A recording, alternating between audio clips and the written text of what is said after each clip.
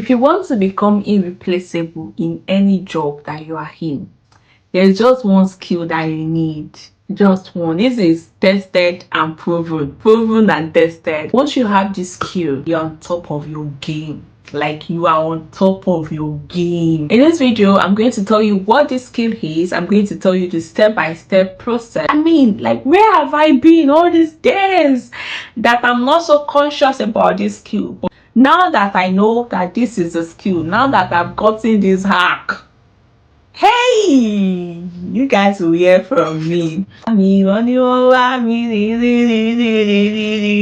the kind of thing, you get it. This is the kind of skill we're talking about. Let's get right into business. Hi guys, welcome to my channel. Welcome to the Evolving Woman. I hope you're evolving. This channel is not just for women alone, it's for both man and woman. Everybody who wants to evolve, who wants to transit into the next phase, transformation. All right guys, so I'm going to be talking about the skills that makes you irreplaceable in your workplace. And I remember two times now when I got to my first job. When I got into it, I was very new, I was fresh, I did not have experience, and the person I was going to work with was sad, and he or she was like, oh, how am I going to cope with this new person? How am I going to do this? Am I going to survive with this person? And the person was sad because he or she felt I am new and I might not be able to even do the job as effective or as it is wanted. And in my mind, I also felt bad. I felt terrible because I feel, am I that bad? Like, is it that worse? Even the fact that I'm new, I can learn new things.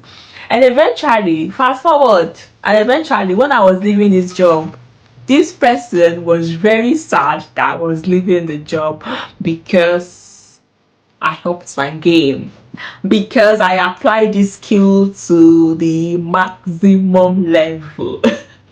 And the second one, which is a kind of job I'm into now, like my current job.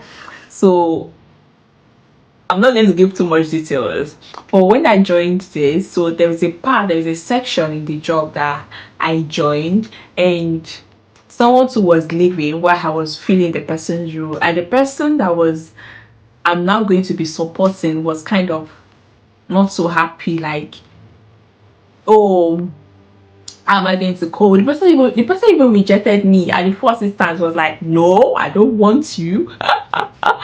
But eventually he or she does not have choice, and I was into that role.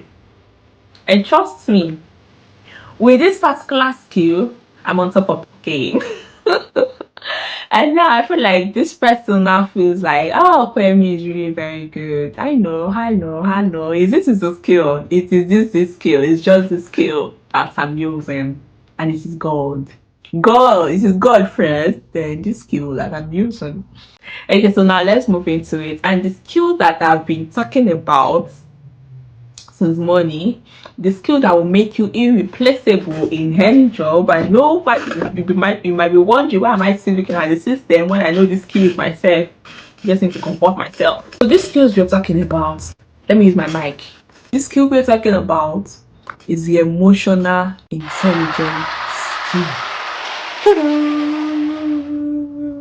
So emotional intelligence, as you know, is your ability to manage your own emotions and the emotions of others. This skill, it is not replaceable. No matter, I know you were expecting like a technical skill, like the AI, like the robots, and all of these things. They are good, like they are really nice. But this is not something that is not replaceable, because if you are leveraging on the technical skills, AI is going to, they're going to get it away from you. But this emotional intelligence skills, your ability to detect people's emotion, to manage your own emotion and manage the emotion of the person you're working with. I'll go into that. I'll go in depth and into more stories so that you can understand this perspective very well. Emotional intelligence is the only thing that I believe AI cannot take away from human. Now, let me tell you 3 reasons why it is irreplaceable. Is that the automated machines can never be able to read human's emotion or human feeling or manage it or know what is going on in our mind. Robots can understand numbers, they can predict things, they cannot understand or manage our emotions. Another thing is when it comes to emotional intelligence, it is related to leadership and teamwork. What your job role is, being able to work with people and lead a team effectively is very important. With a very high EQ are better with managing people, managing relationships, which makes them irreplaceable. Understanding your client's needs, empathizing with them, just doing a lot of things with emotion will really help you. And so, how do you develop this almighty emotional intelligence? As I've said earlier, it's your ability to manage your own and other people's emotion, and it has to do with the first one is your self-awareness, understanding your own self, your own ability. I mentioned in the first job, like even when I got there, I felt bad, like am I that bad? Like this person did not even want me, they did not even want to try me out. But I understood my own self, I know what I'm capable of doing. I know that even if I'm new, it doesn't mean I'm not going to grab things because I'm very quick in getting things. So your own self-awareness is very important. You understanding your own emotions, your own self, how you get to relate. Sometimes I see myself as I'm very good with relating with people. Sometimes I can act like a snob, which is very weird. But I understand but I'm very much self-aware. Like I understand myself. Because I understand that I can be a snob. So it will help me to be like, okay, you can be, but you will not be. I don't know if you get that part. I understand my weakness and I'm saying that okay, this weakness I'm going to succumb to the lowest level. And understand that okay, I can bring the life out in the room. I can make a job very efficient and very productive because I'm self-aware about this. So I hope this game, like I put more energy into it, and it helps me to be more efficient in my game or in giving my own business. All of this is just self-awareness. Like know yourself, ask yourself deep questions. What are your strengths? What are your weaknesses? What are the things that you can do within the tick of an eye? What are the things that you struggle with? This will actually help you to develop your emotional intelligence to start with. And the second one is empathy, your ability to understand and share the feelings of others. This is something I used to struggle with, like used to way back. I used to struggle with because I don't understand how you're feeling. I feel I'm not in your shoes, so I might not get it. I just want to get the job done, that. And I will not really put myself in your shoes. That okay, something might be happening to you, or you might be having headaches, or something might be going through certain emotions. But when you're having emotional, like a very high emotional intelligence, it helps you to have empathy with people and you understand how they're feeling. You're able to like you're not reading, it's like you're reading mind of people consciously or unconsciously. This will help you to practice active listening. It helps you to focus on what the real situation is and you're not doing like selective listening. It also helps you to ask open-minded questions. It helps you to have more perspective about what you're going through. So the next one is emotion regulation. With emotion regulation, you are able to manage pressure. You are able to manage yourself. When your boss is talking at you or when your boss is saying, okay, you need to do this, if you have a good IQ or a good EQ, you are able to understand that this time I'm just going to keep quiet. I'm not going to respond. Especially for someone like me who has worked in a customer service relation, I who has worked as a customer service relation. There's sometimes that these clients they just want to like get whatever they want done, not even thinking about what is happening. They're trying to explain, okay, the network is bad at the moment. Say, no, this is my money. So because you have good EQ, you can understand their own perspective, you can empathize with them, and at the same time, you're able to regulate your own emotions and like, okay, calm down, don't, don't release it yet. Sometimes when your boss is giving you so much tax at work or is giving you problem because you have EQ, you are able to understand this and you're able to project whatever they want at the right time. And the other one is social skills, your ability to relate with people, to talk to people, to build relationships, to ask for feedback, to give feedback constructively. I don't like Shadi, I know that's how you used to do. You don't have sense, this is the no, to give constructive feedback. And when you're giving feedback, I just want to give you tips. And when you're giving feedback, it's like you say the good parts, the things that you appreciate,